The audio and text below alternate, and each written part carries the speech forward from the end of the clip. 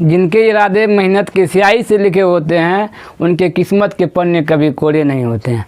आइए, आपका अपना यूट्यूब चैनल एडुपर्ल में स्वागत है। आज आप लोगों को सोशल साइंस का पहला पार्ट, जियोग्राफी का पहला चैप्टर संसाधन एवं उपयोग के बारे में बताने जा रहा हूँ। तो संसाधन, मनुष्य के जीवन में उपयोग में आने वाले सभी वस्तुओं को संसाधन कहते हैं। संसाधन भौतिक और जैविक दोनों हो सकते हैं, जैसे भूमि, मृदा, जल, खनिज भौतिक, वनस्पति, वन्यजीव तथा जलीय जीव जैविक। संसाधन होते नहीं, बनते हैं। जिम्मरमैन का कहना है, ये ऑब्जेक्टिव में पूछे जाते हैं। संसाधन का वर्गीकरण, संसाधन प्राकृतिक, मानवीय। प्राकृतिक में आता है नवीकरणीय और अनवीकरणीय। मानवीय में संरचनाएं एवं संस्थाएं, मात्रा एवं गुणवत्ता। नवीकरणीय सतत अथवा प्रवाह, जैसे पवन, जल, जैव, प्राकृतिक, वनस्पति, वन्यजीव। अनवीकरणीय पुनः चक्रीय, जैसे धातु। अचक्रीय, जैसे जीवाश्म ईंधन। तो प्राकृतिक संसाधन में जो कि नेचुरली है, जिनको हम लोग नहीं बनाते हैं, वो प्राकृतिक होते हैं, जैसे भूमि है, मृदा है, सूर्य है, चांद है, ये सब। मानवीय में जो मानव निर्मित द्वारा होता है, जैसे कि चलने के लिए मोटरसाइकिल, बस, साइकिल, ये सब का जो उपयोग करते हैं, मानवीय होता है। इनकी कुछ मात्राएं होती है, गुणवत्ता भी होती है। और अनवीकरणीय, नवीकरणीय में सतत अथवा प्रवाह। सतत क्या होता है? प्राकृतिक को संतुलित बनाए रखे हुए या बिना प्रदूषित के जिस भी संसाधन का भविष्य की ओर देखते हुए जो भी संसाधन का उपयोग करेंगे, उन्हीं को सतत कहते हैं। फिर है प्राकृतिक, वनस्पति और वन्यजीव। प्राकृतिक वनस्पति में जैसे पेड़ पौधे सब आते हैं। वन्यजीव में जो जीव की जैसे टाइगर, ये सब आते हैं। पुनः चक्रीय, जैसे धातु, यानी जिनको पुनः बनाया जाता है वो पुनः चक्रीय होता है। जिनकी मतलब पूर्ति हम पुनः कर सकते हैं, वो पुनः चक्रीय होता है। अचक्रीय, जिनका पूर्ति जो है हम पुनः नहीं कर सकते हैं, वो प्राकृतिक का जो है होता है जीवाश्म, जो समाप्त होता है, यानी जो समाप्त होने वाला होता है, जैसे जीवाश्म ईंधन है। उत्पत्ति के आधार पर संसाधन के प्रकार। जैव संसाधन, ऐसे संसाधन जिनमें सजीव के सभी लक्षण मौजूद होते हैं, जैव संसाधन कहलाते हैं। जैसे मनुष्य, वनस्पति, मत्स्य, पशुधन एवं अन्य प्राणी। तो सजीव क्या होते हैं आप लोग जानते ही हैं। सजीव जिसमें गति होती है, जिसमें विकास होता है, जिसमें जीव होते हैं, जो सांस लेते हैं, सजीव कहलाते हैं। तो सजीव में जैसे ऑब्जेक्टिव में पूछ दे कि जैव संसाधन का एग्जाम्पल, उदाहरण पूछ दे, जैसे दे देगा गाय, पशुधन में आएगा तो गाय दे देगा, एक दे देगा चट्टाने, एक दे देगा बिजली या विद्युत। तो कहेगा इनमें से कौन है जैव संसाधन? तो कौन होगा जैव संसाधन? तो गाय होगा जैव संसाधन, क्योंकि वो पशुधन में आते हैं, तो उसमें सजीव के सभी लक्षण मौजूद हैं। तो इस तरह से ऑब्जेक्टिव जो है क्वेश्चन पूछे जाते हैं। ये सब ध्यान रखने की बात है। आगे है अजैव संसाधन।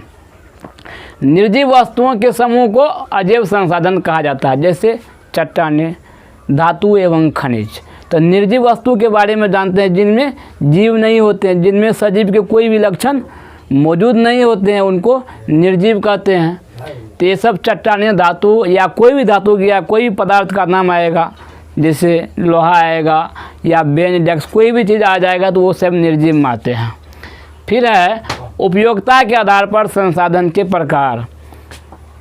नवीकरणीय संसाधन और नवीकरणीय साधन, यानी उपयोगिता के आधार पर भी संसाधन के दो प्रकार होते हैं।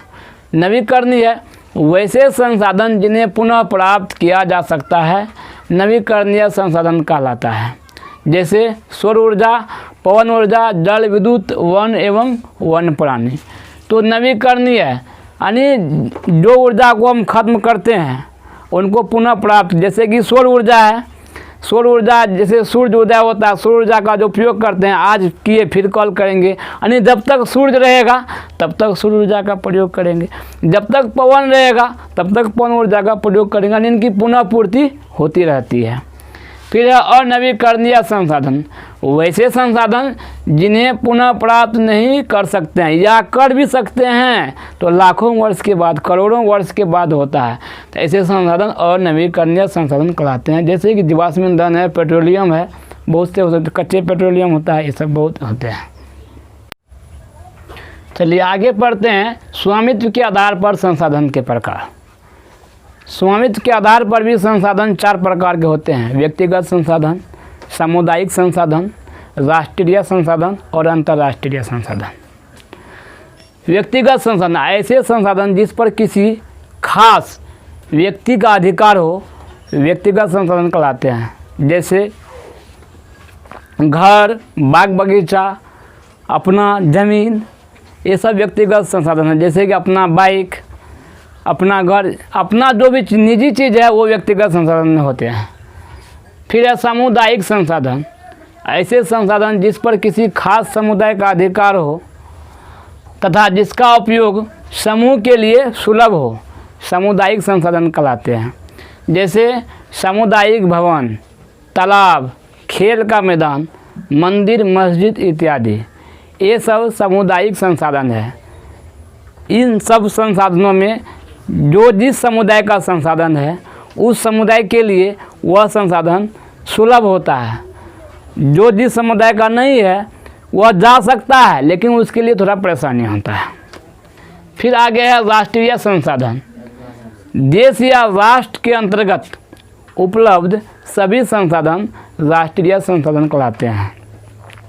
ऐसे संसाधन जो देश या राष्ट्र के अधीन होते हैं उनसे उपलब्ध होता है वो राष्ट्रीय संसाधन होते हैं। जैसे राजनीतिक सीमा के अंतर्गत क्या क्या आते हैं: भूमि, खनिज पदार्थ, जल संसाधन, वन एवं वन्य जीव। अब खनिज पदार्थ में जैसे कहीं पर कोयला का खदान निकल गया तो वहाँ पे हम अपना निजी अधिकार नहीं दे सकते हैं, वहाँ पे राष्ट्र का अधिकार हो जाता है। ऐसे संसाधन जो है राष्ट्रीय संसाधन होते हैं। आगे है अंतर्राष्ट्रीय संसाधन, ऐसे संसाधन जिसका नियंत्रण अंतर्राष्ट्रीय संस्था करती है, अंतर्राष्ट्रीय संसाधन कहलाते हैं। जैसे कि जो कि सीमा के बाहर होते हैं, आयात निर्यात होते हैं, उनमें अंतर्राष्ट्रीय एक कुछ रूल होते हैं, कुछ नियम होते हैं, उनके अधीन होता है, तो वो होता है अंतर्राष्ट्रीय संसाधन। नोट में ये ऑब्जेक्टिव जो है ये परीक्षा में पूछे जाते हैं इसलिए लिख दिए हैं। ये है किसी देश की तट रेखा से 200 किलोमीटर की दूरी तक का क्षेत्र अपवर्जक आर्थिक क्षेत्र कहलाता है। आगे है विकास के स्तर पर संसाधन के प्रकार। विकास के स्तर से भी संसाधन के 4 प्रकार के होते हैं।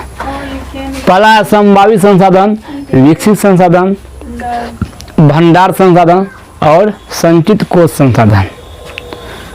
तो आइए संभावित संसाधन के बारे में जानते हैं। संभावित संसाधन ऐसे संसाधन जो किसी क्षेत्र विशेष में मौजूद होते हैं जिसे उपयोग में लाए जाने की संभावना रहती है, संभावित संसाधन कहलाते हैं। जैसे हिमालयी क्षेत्र का खनिज, मतलब कोई भी ऐसा खनिज ऐसा संसाधन है जो किसी क्षेत्र में है लेकिन उनका उपयोग अभी नहीं किया गया है, भविष्य में उनका उपयोग हो सकता है, वही हुआ संभावित संसाधन।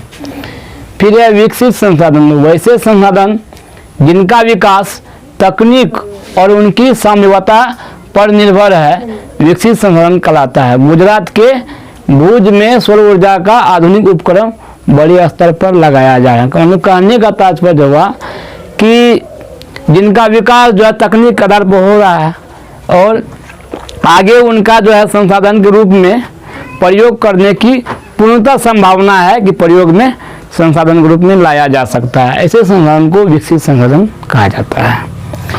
फिर है भंडार संसाधन, ऐसे संसाधन जो पर्यावरण में उपलब्ध हों तथा मानवीय आवश्यकताओं की पूर्ति में सक्षम हो, भंडार संसाधन कहलाते हैं। जैसे जल हाइड्रोजन एवं ऑक्सीजन का यौगिक है जिसमें ऊर्जा उत्पादन की असीम क्षमता छिपी हुई है, लेकिन कुछ तकनीकी कारण जो है वो अभी उनको उपयोग में नहीं लाया जा रहा, लेकिन आगे कुछ तकनीक ऐसा आएगा, ऐसा विकसित होगा जिनको कि संसाधन के रूप में उपयोग में लाया जा सकता है, यानी वो भंडारित है, अभी सुरक्षित है, वही हुआ भंडार संसाधन। फिर है संचित कोष संसाधन। ये जो होता है ये भंडार संसाधन का ही अंश होता है कि ऐसे संसाधन जिसका उपलब्ध तकनीक के आधार पर प्रयोग में लाया जा सकता है। तो ये होता है संचित कोष संसाधन। संचित में है, जमा है, जब तकनीक की तकनीक विकसित होगी तब उनका प्रयोग में लाया जाएगा। तो ऐसे संसाधन को कहते हैं संचित कोष संसाधन। वो संचित है, जमा है, तकनीक विकसित होने पर उनका उपयोग होगा या प्रयोग होगा। तो आज का क्लास में जो है सिर्फ संसाधन के बारे में बताया गया। आगे फिर जो है अगला पॉइंट पे चर्चा होगी। आज इतना ही। आप चाहे तो इनको जो है वीडियो को रोक कर भी लिख सकते हैं या स्क्रीनशॉट लेकर भी लिख सकते हैं। धन्यवाद।